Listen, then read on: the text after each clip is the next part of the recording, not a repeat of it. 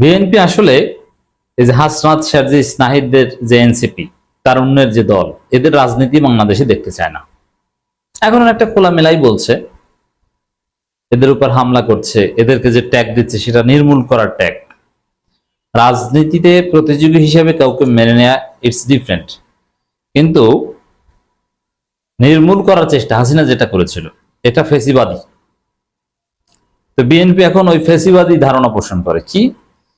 বিএনপির কোনো ন্যারেটিভ নেই রাজনীতিতে, কোনো বয়ান নেই। এখানে আওয়ামী লীগের ফেলে যাওয়া বয়ানকে কিছুটা কাজে লাগানোর চেষ্টা করছে ফজলু পাগলা, রুমিন ফারহানাদের মাধ্যমে।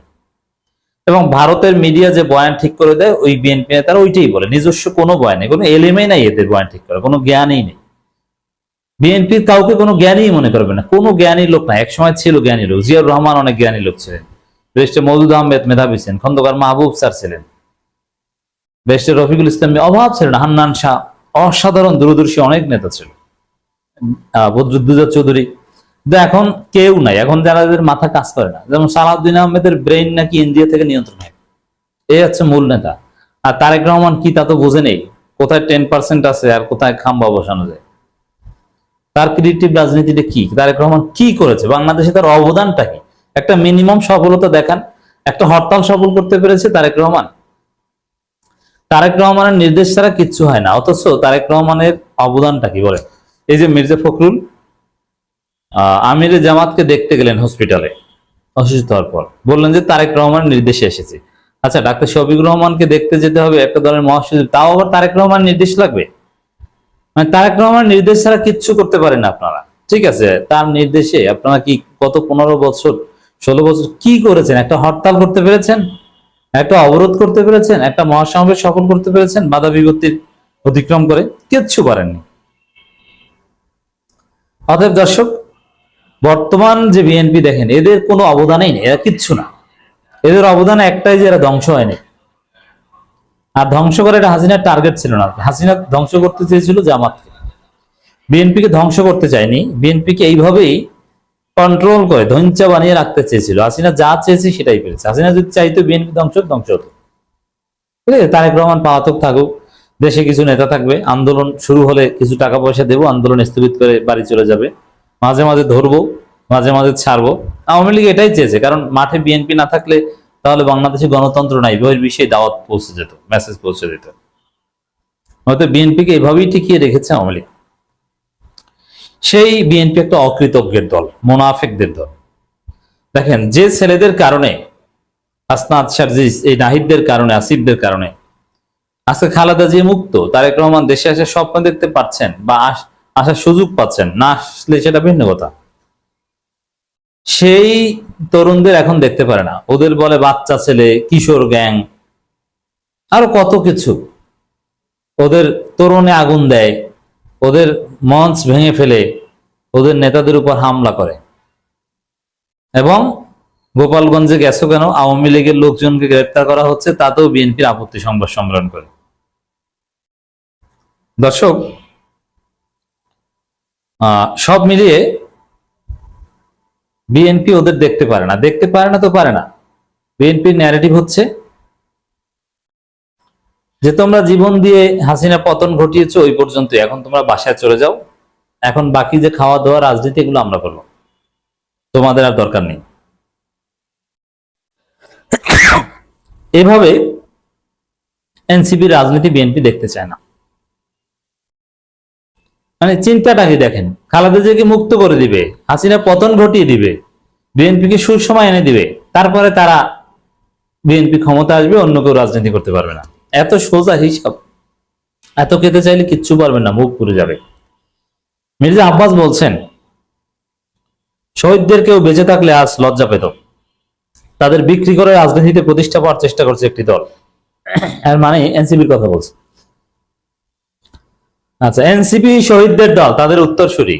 ওই এনসিপির ভাই ব্রাদার বন্ধু, এনসিপি যাদেরকে ডেকেছিল তাদের ডাকেই শত শত শহীদ হয়েছে, হাজার হাজার শহীদ হয়েছে। এখন বিএনপি কি চায়? ঠিক আছে, শহীদ হয়েছে, এগুলো বাদ দাও, তোমরা এখন রাজনীতি করার দরকার নেই।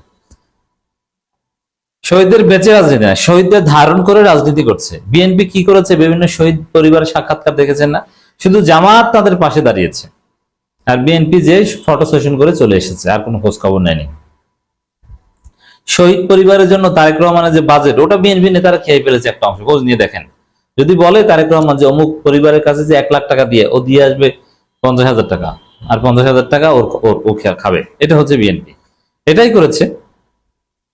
এখন এই যে কথাটা যে শহীদ পরিবারকে বা শহীদদের বিক্রি করে রাজনীতি করছে এনসিপি, এই কথার অর্থ হচ্ছে এনসিপি রাজনীতি বাংলাদেশে বিএনপি দেখতে চায় না। এর মানে কি, শহীদদের বিক্রি করা, শহীদ হয়েছে হয়েছে ঠিক আছে, রাজনীতি করা কি আছে, তোমরা ঘরে ফিরে যাও। কত সুন্দর চিন্তা দেখছেন। বিএনপি স্থায়ী কমিটির সদস্য মির্জা আব্বাস বলেছেন, শহীদদের কেউ বেঁচে থাকলে আজ লজ্জা পেত। তারা যে কারণে শহীদ হয়েছেন আস্থা বাস্তবায়ন হচ্ছে না, তাদেরকে বিক্রি করে রাজনীতির প্রতিষ্ঠা করার চেষ্টা করছে একটি দল। আচ্ছা, তাদেরকে বিক্রিটা করলো কোথায়, কার কাছে বিক্রি করেছে বলেন তো? মির্জা আব্বাসের এই বক্তব্যের অর্থ যে আসলে এনসিপির রাজনীতি বাংলাদেশে দেখতে চায় না, এটা আমি প্রমাণ করছি। এনসিপি কোথায় শহীদদের বিক্রি করছে একটু বলেন, কার কাছে বিক্রি করছে, কিভাবে বিক্রি করছে? শহীদদের কথা বলা, শহীদদের ধারণ করা, শহীদদের আকাঙ্ক্ষা পূরণ করার জন্য সংবাদ সম্মেলন করা, এটা বিক্রি করা? নিজেদেরকে শহীদদের উত্তরসূরি দাবি করা, এটাকে বিক্রি করা বলে? কি বিক্রি করেছে, কার কাছে বিক্রি করেছে বলেন? কিছু বলতে পারবে না। তাহলে এটা কেন বলছেন? শহীদদের বিক্রি করছে কিভাবে? এনসিপি কোথাও শহীদদের অপমান করেছে? না শহীদদের লাশ উঠিয়ে তারপরে ভোট চেয়েছে? কোনটা? শহীদদের কেন্দ্রিক এনসিপির নোংরা রাজনীতি কোনটা দেখান, কিচ্ছু দেখাতে পারবে না। তাহলে মির্জা আব্বাস এসব কথা কেন বলছেন? ওই যে প্রতিহিংসা, যে বিএনপির চাইতে এগিয়ে যাচ্ছে এনসিপি, তারুণ্য ভিত্তিক দল এনসিপি, কোন তরুণ এখন আর বিএনপি সমর্থন করে না, এনসিপি কে সমর্থন করে। এটাই হচ্ছে বাস্তবতা। লজ্জা পাবে তো আপনাদের কারণে শহীদরা, কারণ আপনারা শহীদদের স্বপ্ন বাস্তবায়ন হতে দিচ্ছে না। আর আরো যদি লজ্জা পায় সেটা ইউনূস সরকারের কারণে। এনসিপি কি করেছে, তাদের দোষটা কোথায়? কোনো দোষ নাই। মির্জা আব্বাস বলেন, অনেকে আজ বিএনপিকে আওয়ামী লীগের কাতারে ফেলার চেষ্টা করছে। বিএনপির পায়ে পা দিয়ে ঝগড়া করবেন না। তবে আচ্ছা, অনেকে আওয়ামী লীগের কাতারে ফেলার চেষ্টা করছেন, আপনার আওয়ামী লীগের সাথে পার্থক্যটা কি বলেন তো? আপনারা কোনোদিন প্রতিপক্ষকে রাজাকার বলতেন না, এখন রাজাকার বলেন, কোনদিন বলতেন না। আপনারা রাজাকারদের দল, রাজাকাররা এই দল প্রতিষ্ঠা করেছে বিএনপি, আবার মুক্তিযুদ্ধের অনেক পরে, আর তারা এসেছে এখন মুক্তিযুদ্ধ ব্যবসা করতে। তাহলে আওয়ামী লীগের সাথে পার্থক্যটা কি আপনাদের? আওয়ামী লীগ নিজেরা কামড়া কুমড়ে করে হত্যা করতো, আপনারাও সেটা করছেন। আওয়ামী লীগ রক কাটতো, আপনারাও রক কাটেন, গুলি করার পর রক কাটতেন। পার্থক্যটা কি? আওয়ামী লীগ দুর্নীতি করে, আপনারা দুর্নীতি করেন। আওয়ামী লীগ নির্যাতন করে প্রতিপক্ষকে, আপনারাও করেন। কোনো পার্থক্য নাই। হুজুরদের মৌলবাদী বলে, আপনারাও মৌলবাদী বলেন। পাকিস্তান পাঠিয়ে দেওয়ার কথা বলতো আওয়ামী লীগ, আপনারাও বলেন। তাহলে আওয়ামী লীগের কাতারে কেন ফেলবে না? কোনো পার্থক্য আছে? কোনো পার্থক্য নেই। অতএব যারা বিএনপিকে আওয়ামী লীগের কাতারে ফেলছে তারা ঠিক করছে। এনসিপির রাজনীতি সহ্য করতে পারছে না বিএনপি, দেখতে চায় না, এটা লজ্জাজনক। আমরা প্রতিবাদ জানিয়ে রাখলাম।